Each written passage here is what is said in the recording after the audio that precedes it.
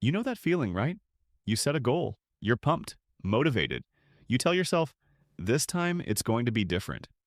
And for the first few days, it is. You wake up early, you hit the gym, you open that book, you make that plan, you start that side hustle.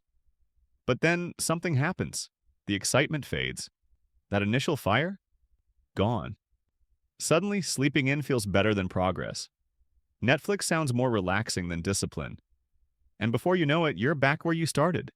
Frustrated, disappointed, wondering, why can't I just stick to it? If that sounds like your story, listen closely. Because by the end of this video, you won't just hope to stay consistent. You'll learn how to force yourself to do what needs to be done, even when you don't feel like it. And that, right there, is the game changer. Chapter 1. The Myth of Motivation. Let me tell you a story. There were two friends, Adam and John. Every January, like clockwork, both of them would write down their goals. Lose weight, save more, start something of their own. Adam went all in at the start. He bought fancy planners, filled his room with vision boards, followed all the motivational pages, and even downloaded those morning routine apps. For the first week, he was on fire, waking up early, going to the gym, eating clean, and dreaming big. But by the second week, that fire started to flicker. The gym got skipped, the diet got pushed, the excuses, they piled up. I'm just not feeling it today, he'd tell himself. I'll restart next Monday. John was different. He didn't hype himself up.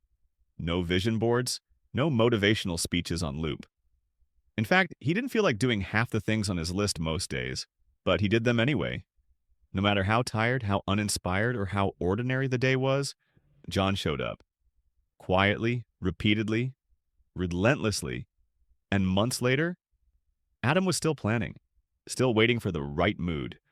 John was progressing, bit by bit, win by win.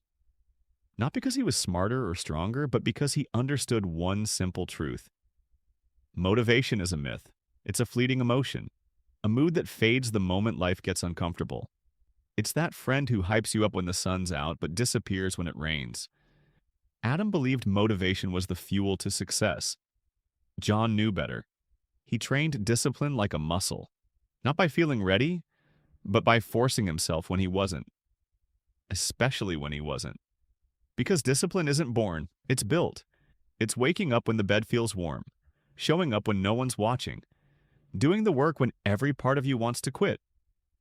So ask yourself, are you waiting to feel like it? Or are you becoming the kind of person who does it anyway? Chapter 2. How to force yourself, the core shift. So how do you actually force yourself to do things you don't want to do? You start by flipping the switch in your brain from feeling-based action to identity-based action. Here's what that means. When you rely on how you feel, your actions will always be inconsistent. But when your actions come from who you decide to be, things change. Ask yourself, what would the disciplined version of me do right now?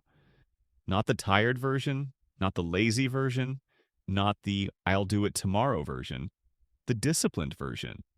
Would they skip the workout? Would they waste the evening scrolling? Would they keep making excuses? They'd get up, they'd show up, they'd get it done irregardless of how they feel.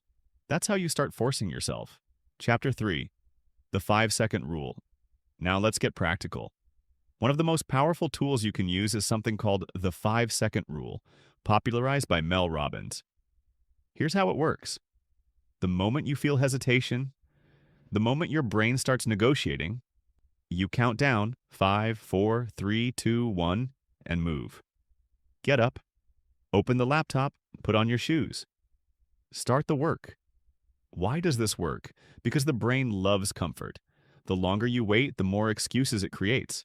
But if you act before your mind can talk you out of it, you win. So next time you want to skip a habit or delay action, use the countdown. It sounds simple, but it's a small shift that rewires your response to resistance. Chapter 4. The pain versus pleasure principle. Here's a hard truth. Humans are wired to avoid pain and chase pleasure. But that system is outdated. Because now, the easiest option is usually the worst for you. Scrolling TikTok is easier than building your future. Eating junk is more pleasurable than eating clean. Sleeping in feels better right now than pushing yourself through a cold morning workout.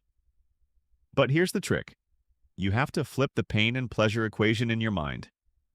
Every time you choose comfort, remind yourself, this easy path comes with hidden pain.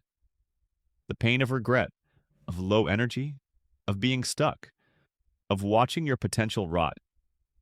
And every time you choose the hard path, remind yourself, this discomfort comes with lasting rewards. Chapter 5. Micro wins. You don't need to climb the whole staircase today. You just need to take one step. Discipline is built by stacking micro wins over and over. You force yourself to write one paragraph, to do one push-up, to study for just 10 minutes. And here's the crazy part. Once you start, you keep going. Because momentum creates motivation, not the other way around. Don't wait to feel inspired. Feel inspired because you acted. Force yourself to show up for just 5 minutes a day, and those 5 minutes will multiply. Chapter 6. Become your own coach, not your critic. Let's be real. Forcing yourself isn't easy. Some days you'll fall short, you'll mess up.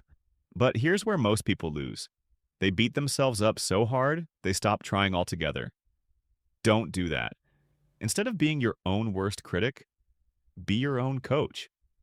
If your friend messed up, would you call them a failure? Or would you tell them, get back up? You've got this. Talk to yourself like that. Every time you slip, say, that was one moment. It doesn't define me. I'm still in the fight. Because you don't need to be perfect. You just need to be consistent. Chapter 7, the deathbed test, the final push. Now I want you to imagine something. You're on your deathbed, looking back at your life, your dreams, your potential. Ask yourself, did I do what I said I would? Did I live with discipline, or did I let comfort steal my future? Because in that moment, you won't care about how tired you were, or how hard it was, or how inconvenient it felt. You'll care about whether you lived fully or settled for less. So force yourself now while you still can. While time is still on your side. While your story is still being written. You don't need motivation. You don't need the perfect plan. You need grit, discipline, a no-matter-what mindset. So the next time you don't feel like doing it, do it anyway. Force yourself to become the person your future self will thank. Because you're not weak, you're not lazy. You're just one decision away from greatness. If this hit home and you're ready to build a version of yourself that doesn't quit, hit that subscribe button. And let's keep building your discipline, one video at a time. You've got this. Now go do what needs to be done.